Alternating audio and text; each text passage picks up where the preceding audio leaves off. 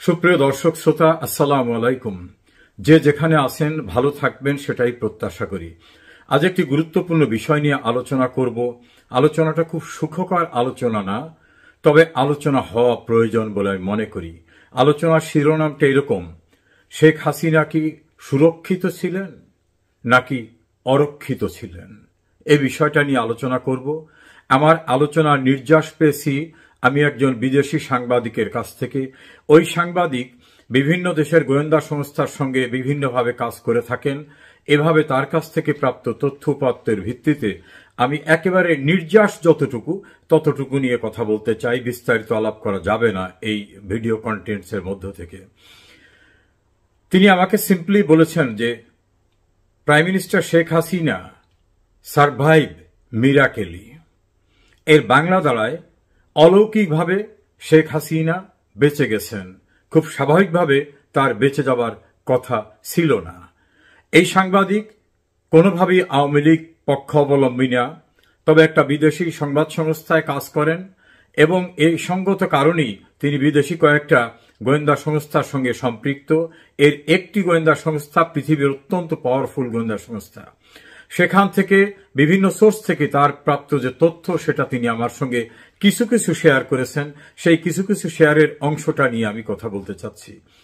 যে শিরোনামটা আমি বললাম যে শেখ হাসিনা কি সুরক্ষিত ছিলেন নাকি অরক্ষিত ছিলেন, তার ভাষ্য অনুযায়ী দীর্ঘ আলাপচারিতার ভিতরে যে 2024 সালের নির্বাচনের প্রায় 6 মাস পূর্ব থেকেই শেখ হাসিনাকে মনিটর করছিলেন বিদেশি প্রভাবশালী একটি ছোট্ট দেশ কিন্তু প্রভাবশালী দেশের গোয়েন্দা সংস্থা, যারা সারা পৃথিবীতে খুব পাওয়ারফুল।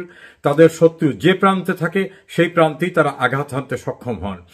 এই পাওয়ারফুল দেশটার গোয়েন্দা সংস্থাকে বাংলাদেশে ডিপ্লয় করেছিল আর একটি বড় রাষ্ট্র এবং তাদের ক্ষেত্র তৈরি করে দেওয়ার জন্য বাংলাদেশে প্রায় 7-8 বছর যাবৎ বিভিন্ন পর্যায়ে কাজকর্ম করত।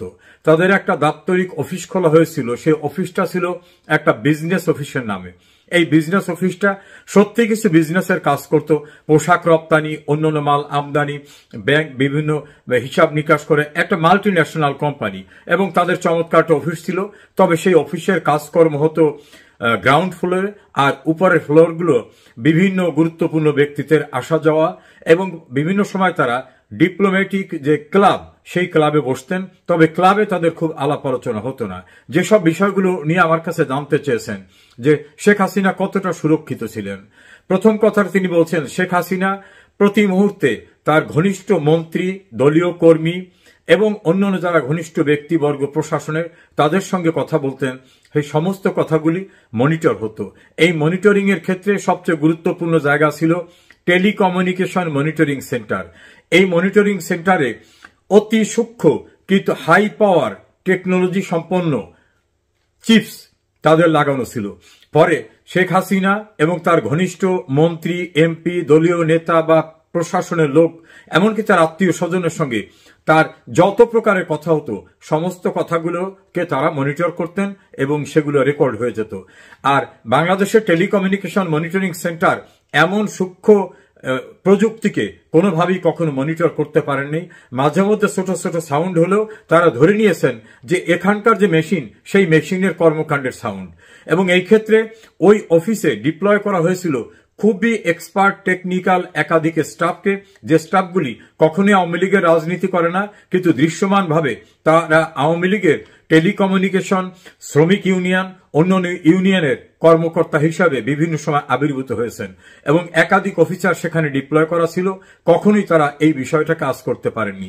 দ্বিতীয় মনিটরিং হয়েছে প্রধানমন্ত্রী বাসভবন এবং তার অফিসের যে সকল দপ্তরগুলোতে তিনি বসতেন সেই সকল দপ্তরের সকল টেবিলে, সকল জায়গায় যিনি তিনি মুভ করতেন সব জায়গায় অত্যন্ত হাই পাওয়ার টেকনোলজির এই চিপসগুলো লাগানো ছিল। ফলে তার সমস্ত অ্যাক্টিভিটিসগুলো তারা অনুসরণ করতে পারতেন। তৃতীয়, তার গাড়িতে এবং তার যে গাড়ির গ্যারেজ যেখানে প্রধানমন্ত্রীর গাড়ি রাখা হয় সেই গ্যারেজে ক্লিনিং এর দায়িত্বে যারা ছিলেন, ড্রাইভিং এর দায়িত্বে যারা ছিলেন, ঝাড়ু দেওয়ার দায়িত্বে যারা ছিলেন, ড্রাইভার থেকে শুরু করে বিভিন্ন পর্যায়ে, এদের বিভিন্ন পর্যায়ের লোকদের ভিতরে উনি এক্সাক্ট না বললেও বোঝা যায় তাদের ম্যানেজ করে বিভিন্ন জায়গায় এই চিপসগুলো তারা সেট করে রাখতেন, ফলে গাড়ি মুভমেন্টের সময় সমস্ত তথ্যাদি উপাধি তারা পেতেন। প্রধানমন্ত্রীর মুভমেন্টের জন্য যে সকল যন্ত্রপাতি ব্যবহার করা হতো সরকারি গোয়েন্দা সংস্থা থেকে, সেখানে তাদের লোক ডিপ্লয়েড ছিল, কেউ কর্মকর্তা না, ছোট্ট লেভেলের, কিন্তু তাদের সঙ্গে যে চিপস ব্যবহার করা হতো সেই চিপস থেকে কমিউনিকেশনটা সম্পূর্ণরূপে তারা রাস্তায় কোন জায়গায় কখন প্রধানমন্ত্রী আছেন, কোথায় যাচ্ছেন, পথে কি প্রোগ্রাম আছে, সমস্ত কিছু তারা মনিটরিং করতে পারতেন।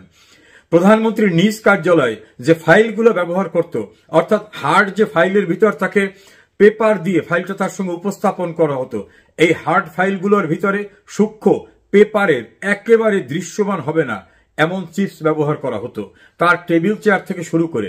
দেন তিনি যে সকল প্রোগ্রামগুলো যেতেন, যেখানে ইভেন্ট ম্যানেজমেন্ট চেয়ার টেবিল তৈরি করত, এই চেয়ার টেবিল তৈরির ইভেন্ট ম্যানেজমেন্টের ভিতর যারা ছিলেন, সেখানে কর্মচারীদের ভিতরে তারা বিভিন্নভাবে প্রভাব বিস্তার করে সেখানেও চিপসের ব্যবহার করতেন, যেটা প্রধানমন্ত্রীর নিরাপত্তা বলয়ের দায়িত্বে যারা আছেন তাদের যে মেটাল ডিটেক্টর যেটা দিয়ে তারা পরীক্ষা করেন, এই ডিটেক্টরে কখনোই সেটা চিহ্নিত হবে না।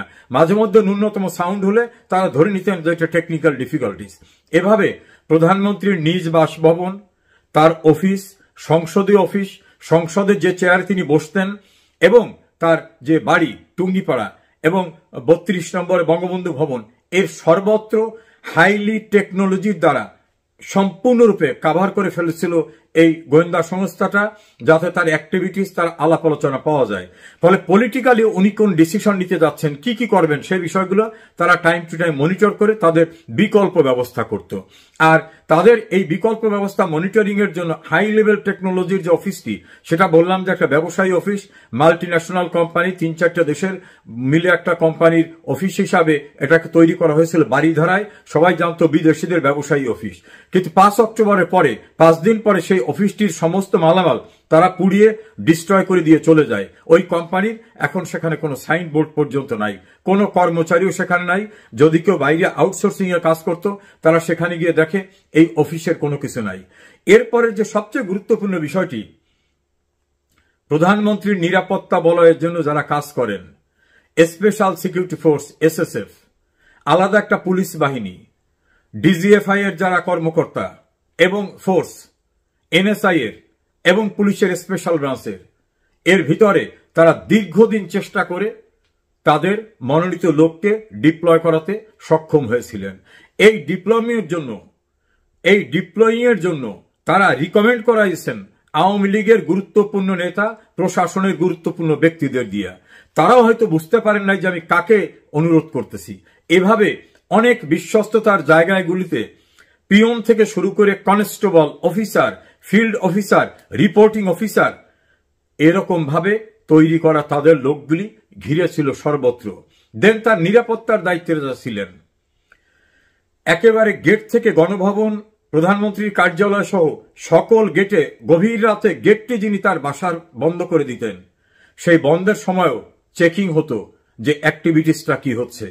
আর বাংলাদেশে মেটাল ডিটেক্টর দিয়ে যেগুলো চিহ্নিত করা হয়, ডিটেক্ট করা হয়, সেগুলি এত মান্ধাতামূলের, এবং সেগুলো যারা অপারেট করেন তারা ক্ষুদ্র একটি শব্দ হলেও সেটা যে আরো ডিটেক্ট করা দরকার, সেটা কখনো তারা কল্পনাও করতে পারেননি। এমনভাবে সূক্ষ্ম টেকনোলজি তারা ব্যবহার করেছেন। প্রধানমন্ত্রীর ব্যক্তিগত ব্যবহার্য যেসব এরিয়া, সেই এরিয়া পরিষ্কার পরিচ্ছন্নতার দায়িত্বে যারা ছিলেন, তাদের মধ্য দিয়েও তারা বিভিন্ন জায়গায় বেসিনের নিচ প্রান্তে, টেবিলের নিচ প্রান্তে, টয়লেটের নিচে, এমন সব জায়গায় বিভিন্নভাবে ডিভাইস সেট করেছেন, যেটা শুনলে অবাক হওয়ার মতো কথা। এবং এর মাধ্যমে তারা বলছেন যে বাংলাদেশে তাদের একটা গেটওয়ে ছিল, প্রধানমন্ত্রী রিলেটেড বিষয়গুলো ওই গেটওয়েতে যেত, গেটওয়ে থেকে তারা চেক করে সেইখান থেকে বাইরে পাঠাতো। এখানে একটা পার্ট হতো, সেখান থেকে কোন রকম এলোমেলো হয়ে গেলে, অস্পষ্ট হয়ে গেলে সেটাকে আবার শক্তিশালী করে তারা আবার ট্রান্সমিট করত কনসার্ন এরিয়ায়। এভাবে প্রধানমন্ত্রীর সমস্ত বলয়গুলি তাদের টেলিকমিউনিকেশন মনিটরিং এর আওতায় তারা নিয়ে আসে। দ্বিতীয় নিয়ে আসে NSI, DGFI, special security force, president guard regiment এবং প্রধানমন্ত্রীর কার্যালয়ে যারা অন্যান্যভাবে দায়িত্ব পালন করেন, তার ভাষ্য মতে এর গুরুত্বপূর্ণ অনেকেই সরাসরিভাবে সহায়তা করেছে শেখ হাসিনা বিরোধী আন্দোলনে এবং তার মুভমেন্টে। নেক্সট, যারা বিভিন্ন কারণে তার উপর অখুশি, হয়তো একজন সচিবকে গুরুত্বপূর্ণ পদায়ন হয়নি, একজন সামরিক কর্মকর্তা গুরুত্বপূর্ণ পদায়ন পাননি, পুলিশ কর্মকর্তা পাননি, এনএসআই কর্মকর্তা পাননি, একজন নমিনেশন পাননি। এই সকল ব্যক্তিদের সঙ্গে বিভিন্নভাবে সম্পর্ক গড়ে তুলে গদগদ করে তারা সমস্ত কথা বলে দিচ্ছেন। কোথায় কি সমস্যা আছে, কি কি হচ্ছে, সমস্ত তথ্য উপাত্ত তাদের কাছ থেকে নিয়েছেন।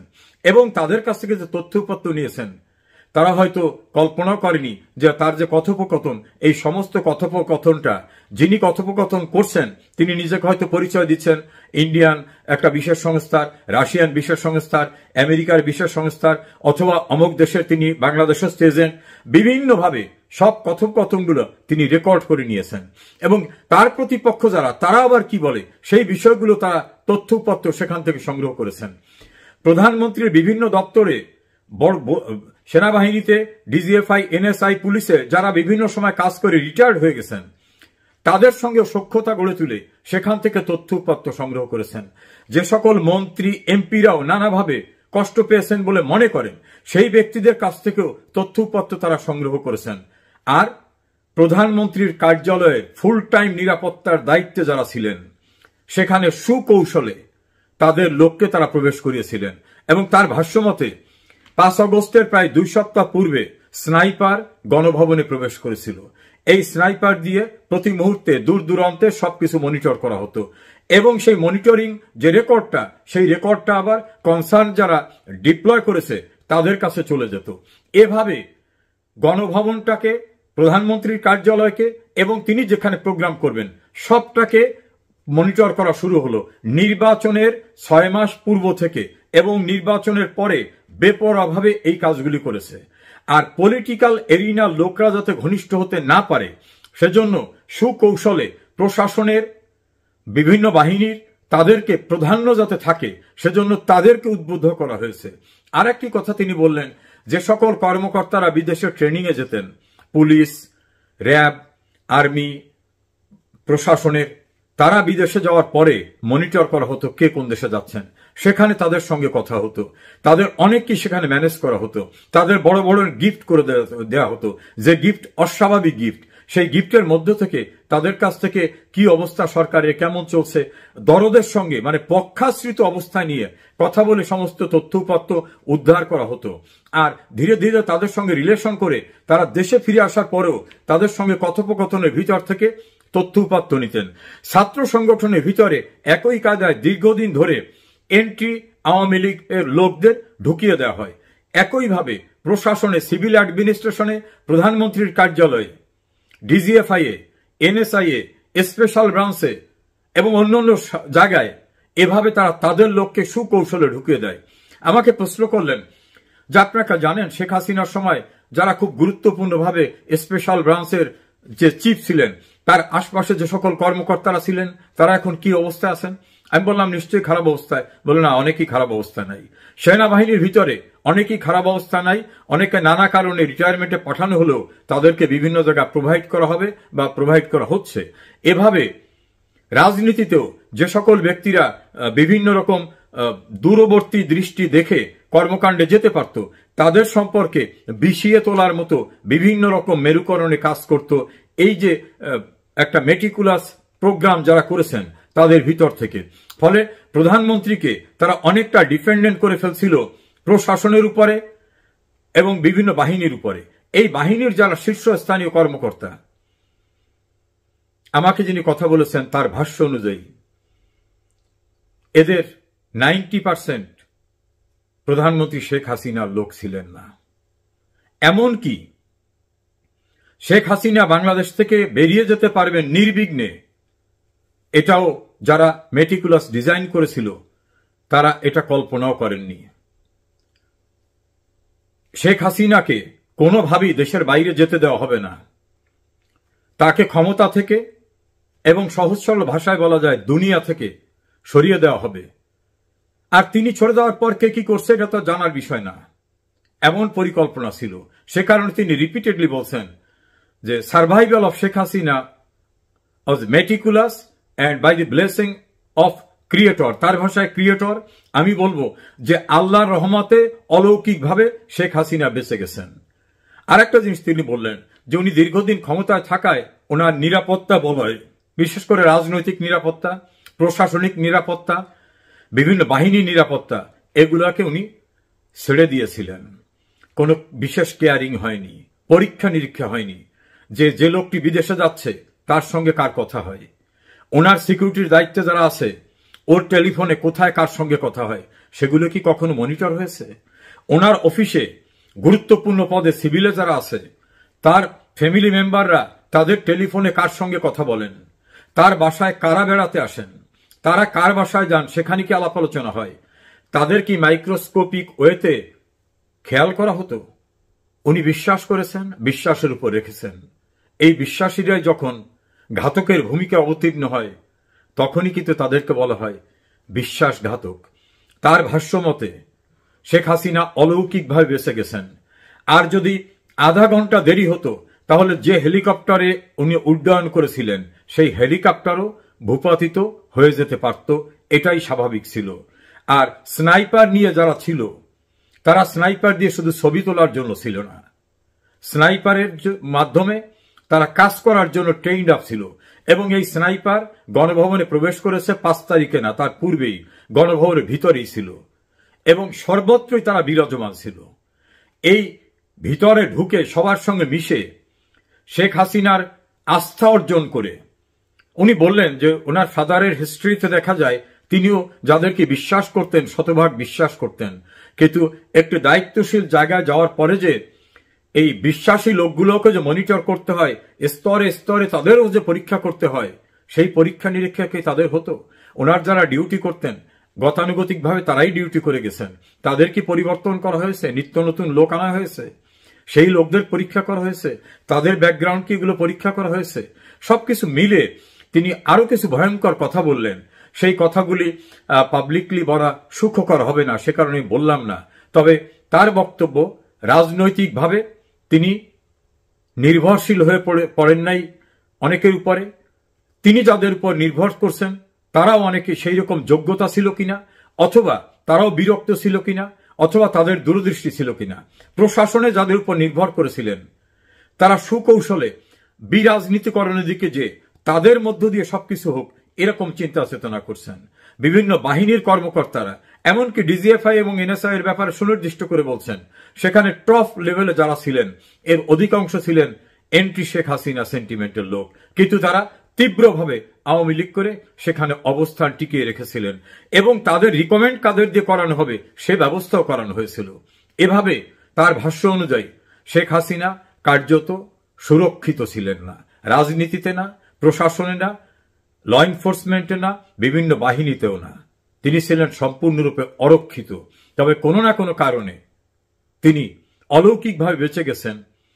আমার বক্তব্য হয়তো তিনি অনেক ভালো কাজ করেছেন, সে কারণে অলৌকিকভাবে আল্লাহ তার কুদরতি শক্তি দিয়ে তাকে বাঁচিয়ে রেখেছে। আমি যে তথ্যপত্র শুনেছি লোম শিহরিত হওয়ার মতো, যে শেখ হাসিনার আশপাশে বিশ্বাসী লোকেরা বিশ্বাসঘাতকে রূপান্তরিত হয়েছিল। আমি জানি না এই তথ্যের সারবস্তু কতদূর, কিন্তু যা শুনেছি তাতে আমি আতঙ্কিত। আল্লাহ হেফাজত করুন, বঙ্গবন্ধুর কন্যাকে নিরাপদ রাখুন যেখানে যে অবস্থায় তিনি থাকুন।